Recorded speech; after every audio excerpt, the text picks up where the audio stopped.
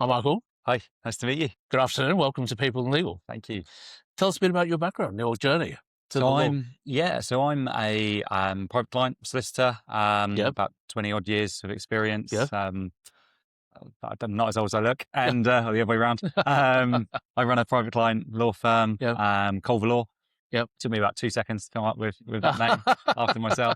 Good branding. Yeah, that's it. That's it. It's all about the branding. Yeah. Culver Law is a London-based, London, Cambridge, and St Albans-based private client only niche law firm.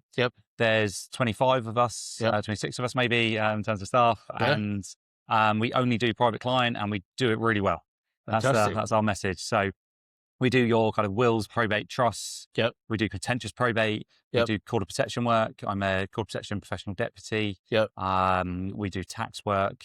And we do special educational needs work for children as well.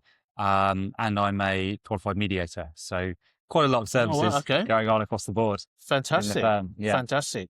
How have you found the energy here? I know that legal talk can be a bit daunting sometimes because of the sheer size. Obviously, we have the Harveys of the world here. As a small practitioner, what are you finding most useful for yourself? Yeah, I mean, it's been great to come and actually just learn what's out there. Because I think from my perspective, AI and all the products that are out there is pretty overwhelming. And even coming to the Legal Tech Talk, the amount of talks that are going on and the amount of people that are here, the amount of stands that go on visit, it's a bit overwhelming. It's like, okay, where do I start? And what talks do I go to? And there's so much amazing talks, so many amazing people here. You almost get FOMO a bit, and you think, right, I want to be in this room, and this room, all at the same time. You know, can you record them all? That's it.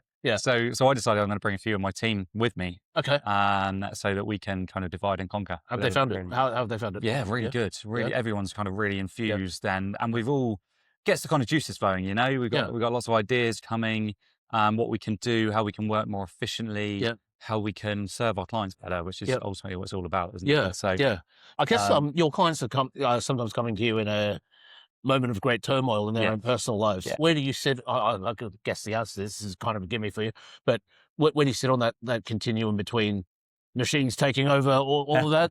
But how do you find that? Because you're in a particular we do. I think practice. I mean, the work that we do, it's very much a distressed purchase. You know, it's a case of people coming to us, they've just lost a loved one, or a loved one's going for a very difficult time, maybe a vulnerable loved one or whatnot. So it's kind of, we need to solve this problem. And this is the most important thing they've got going on right now. Delays, any form of delay in a world where we're all used to Amazon Prime, you press the button online, you get a product the next day, if not earlier. Amazon Prime doesn't equal the land registry, this is it. But people are kind of getting used to instant replies and instantaneous responses and instantaneous advice and everything else. And from my perspective, I think tech gives us a real way to address that issue and maintain service levels. And speed is so important. You think this is something that's really overwhelming this person. It's the most important thing in their life that's going on right now. They want their lawyer to take control of that, take the stress away from them, and it's really difficult to do that. And they want results instantaneously or as close to that as possible. And clients, I think, are chasing a lot more now, a lot sooner now than they were when I started practicing kind of 20 years ago. So 20 odd years ago. So I think tech can really, really help us maintain those service levels and deliver that better service and help them know that we're on top of it, and that their problem is now our problem as well, and we're going to help guide them through it, basically.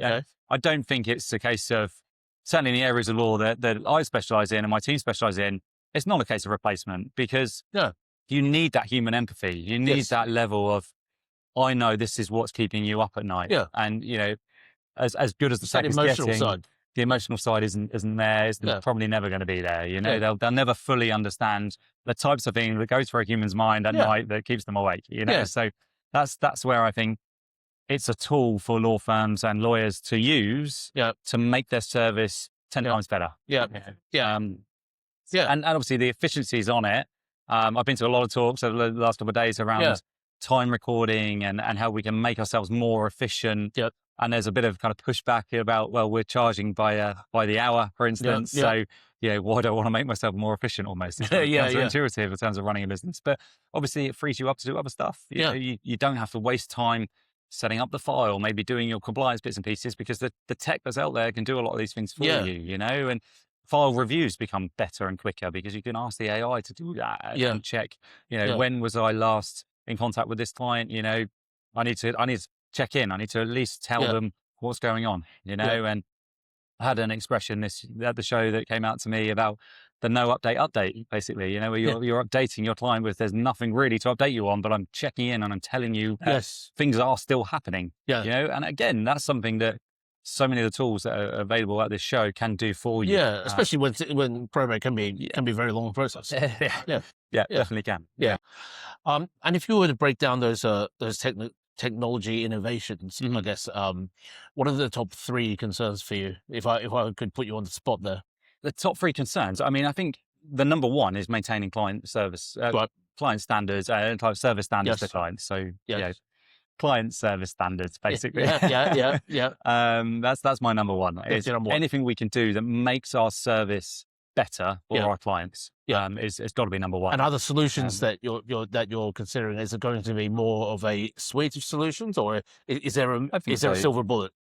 I think it's going to be a suite of solutions. I think for a law firm of my size, we're not going to go and necessarily invest huge sums of money in a full product. So I think what the purpose of coming to the show really for me was to learn more about what's out there.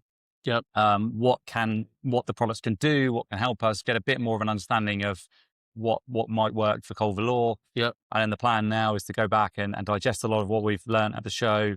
And work out, okay, these are the issues that we want resolved, and service being the kind of number 1, and which of these products is going to fit best with us to make that work effectively. So that's the plan. That's awesome, man. Now, in terms of projects, projects for implementation, do you have a set time frame that you want to get some certain things done by?